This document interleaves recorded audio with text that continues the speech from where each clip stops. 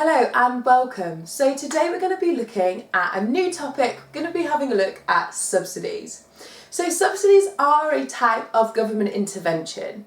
So it's a type of way that the government is going to intervene in potentially a free market to manipulate some of the outcomes of that market or to change some of the outcomes of that market, however you want to word it. So subsidies are any form of government support provided to suppliers, producers.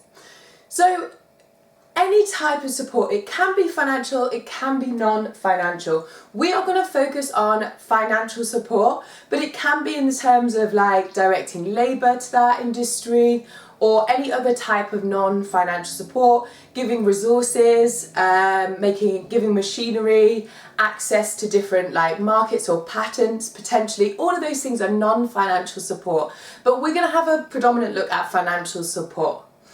Though actually the impact of non-financial support and financial support diagrammatically are resulting in the same kind of outcome. So you can use the same theory for both financial and non-financial kind of support to producers.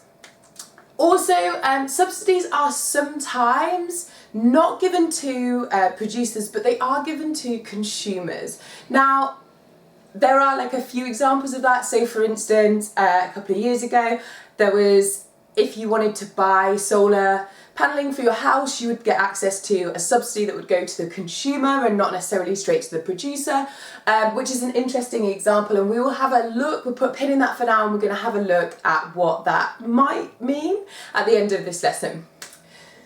So what I want you to do is to think about what subsidies do you know of that already exist in the market, right? So what subsidies are you aware of? Have you seen? Have you potentially seen in the news that you are aware of that exist in any market or industry at the moment? So there are some common ones that we kind of talk about a lot. The rail subsidies are subsidies to rail companies. And whilst we're going through these, it'd be really useful for you to think about why the government is intervening in these markets. So why has the government decided to give a subsidy to rail? What is the aim of that manipulation? What are they hoping to change the outcome of the market? What do they want to happen instead?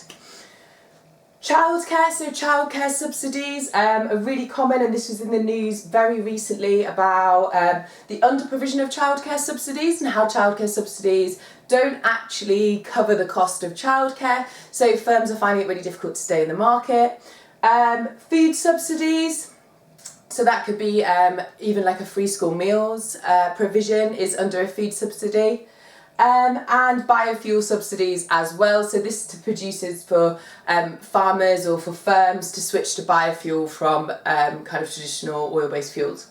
So all of these are examples of subsidies, and I just want you to think about what is the impact of a subsidy in the market. So what I want you to think about when you are thinking about the impact of subsidies is to kind of try and build up a chain of reasoning that you might use in analysis paragraphs. So try and build up a chain of reasoning to show me what is going to happen if the government decides to implement a subsidy in any specific market.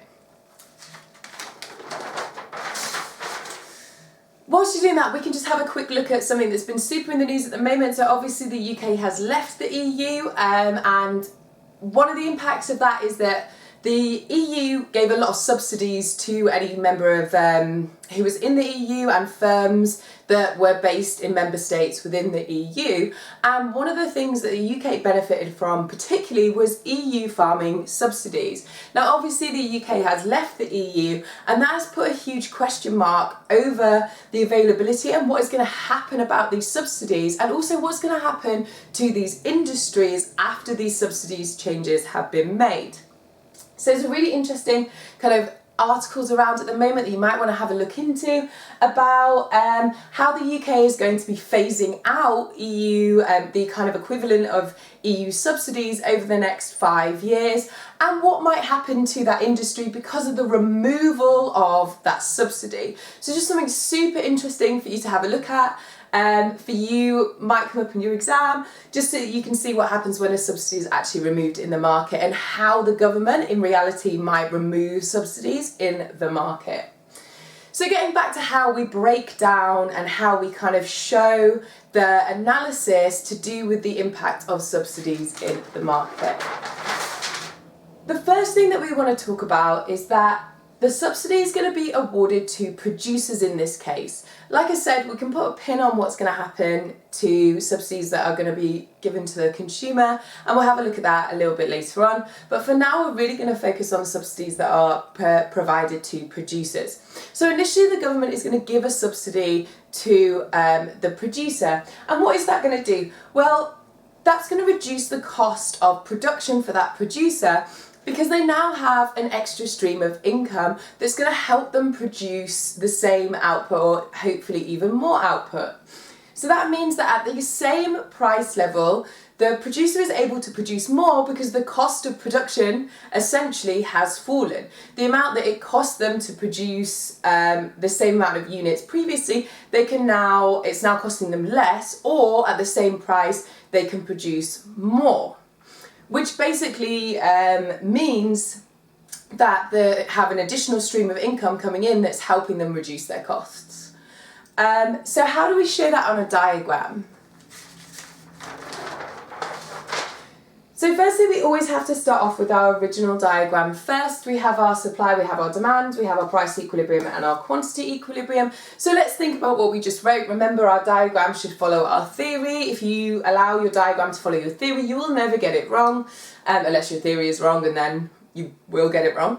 But just learn the theory, save yourself the time. So what is going to happen here? As we said before, we're just going to follow exactly the same rules. So at the same price, it's going to cost the firms less to produce, which means that the supply curve is obviously going to shift out. So we have our supply plus our subsidy. Well, then our next step is obviously the supply curve has shifted out. That's a price mechanism. So essentially what has happened is the government intervention has manipulated price mechanisms. So it's manipulated normal free market kind of economic conditions, like being price mechanisms, and it has kind of sneakily try to adjust those price mechanisms to give off the same signals as before. So one of those signals is going to be to increase the supply to the market, and also another signal is obviously going to be to encourage more demand in the market, because there's a movement along the demand curve. So we have a new quantity equilibrium with subsidy, and obviously the price has fallen. So here is my question to you. I want you to tell me, you're going to pause the video, tell me and try and show me on the diagram, is the benefit shared? Now obviously what I mean by this is, when we are looking at subsidies, we're not talking about a burden like we were with tax, because there isn't a burden of a subsidy, it is a benefit. And I want you to have a think about whether you think the benefit of this subsidy is going to be shared between the consumer and the producer, or is it just the producer that benefits, or is it just the consumer that benefits? Pause the video, have a go, and I want you to show me on the diagram if there is any sharing of that benefit, and if so, how do we show it? The one most important thing that you need to be able to remember when you are doing these is that we follow the same rules as in the tax diagram, and the way that we kind of look at the burden of a tax. We can use the same rules to look at the impact of a subsidy, or the impact of any form of kind of financial adjustment through price mechanisms. We need to have a look at the new equilibrium and the effect of the new kind of equilibrium and the old original supply line, right? So the same way that you went from the new equilibrium to the old equilibrium in the old original supply line in taxes, is exactly what we're going to do here. So we go from the new equilibrium, and we have a vertical line up to the old original supply. Because what you're doing is, you're showing that at this new quantity equilibrium, how much would it have cost me to supply that same quantity pre-subsidy to post-subsidy, right? So at this quantity equilibrium, this is the kind of post-subsidy, how much would it have financially have cost me to supply this amount at the old pre-subsidy level, and that's this vertical line here, and obviously that is per unit, so we need to times it by the quantity that you are selling here and here. And this box here, this rectangle, represents the overall benefit to the market from the introduction of a subsidy, right? So the overall benefit of the market from the subsidy is represented by this rectangle here, and then we need to make a decision whether this is shared between the producer and the consumer, or whether it's just all producer or whether it's all consumer. And the way that we do that is pretty simple. It's really easy for us to be able to see whether the consumer is benefited, and we just do that through the price change. If a consumer has an increase in price or a decrease in price, then they are obviously being affected by whatever is happening in the market. And we can see here that the price equilibrium has fallen, and therefore we know that there is some consumer benefit from this subsidy as well. And we can do that by the price change, which is this amount here, times the quantity that's being bought in the market for the overall consumer benefit in the market. Not the individual consumer benefit in the market. The individual consumer benefit in the market would just be this one price level. But the overall benefit for the consumer in the market is that price level times the amount that's sold. Now, one of the mistakes that I see so often is that you stop at the old equilibrium. This section here is the quantity that is sold due to the subsidy, and therefore you must include it in your consumer benefit. So this is the consumer benefit. And then whatever else is in the market is obviously going to be the producer benefit. So that is here.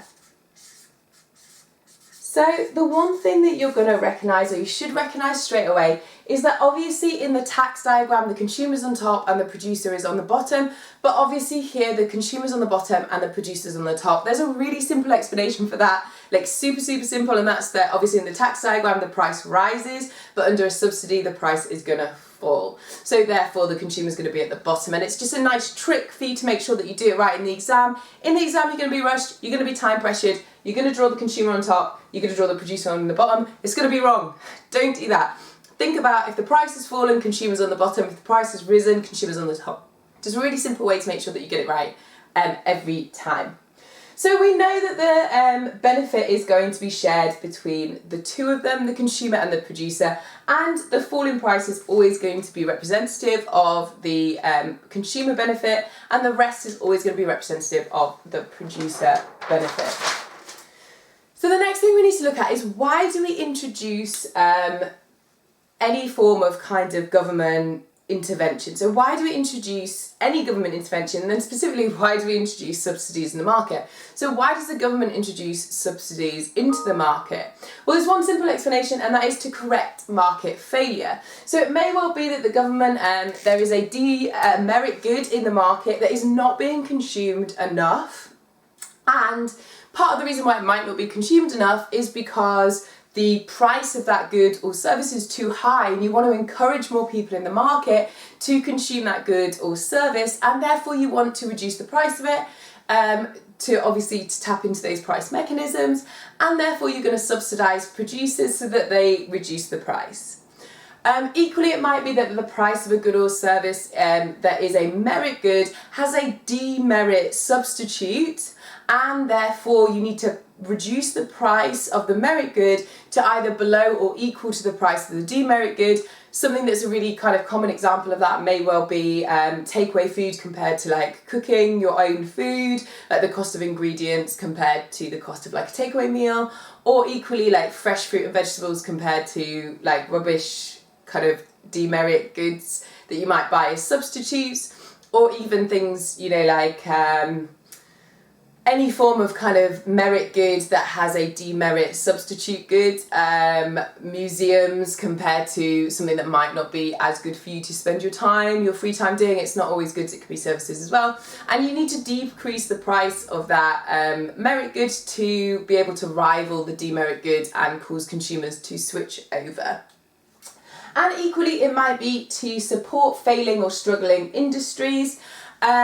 If an industry is failing or an industry is struggling, and you have, say for instance, a lot of individuals in that region that are dependent on that industry, or a lot of labour that is dependent on that industry, then you might be tempted, or the government might be tempted, to subsidise that industry. Now, one of the reasons they're going to be doing that is because it might actually be cheaper to subsidise the industry to make it profitable than it is for them to have to deal with the after effects of high unemployment in that industry, or in that, if it's one regional area.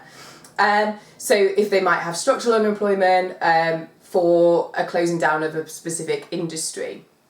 So it might be better, or not necessarily better, but cheaper in the long run for the government to actually subsidise an industry than it is for them to have to deal with increased benefit payments or the impact of the high amounts of unemployment, because obviously labour employment has a multiplier effect in the macro economy. So it may well be cheaper for them to subsidise an industry than to let an industry fail and to deal with the after consequences. So therefore they might subsidise for that reason too. So the final question I want to leave you with, that we're going to have a look at the start of next lesson, is this question here. So I want you to tell me what would happen if the subsidy was to the consumer and not to the producer. So what would the impact be to the market, to the equilibrium, to everything, if the subsidy was with the consumer, given directly to the consumer? I hope you found today's lesson useful, and I'll see you next lesson. Bye!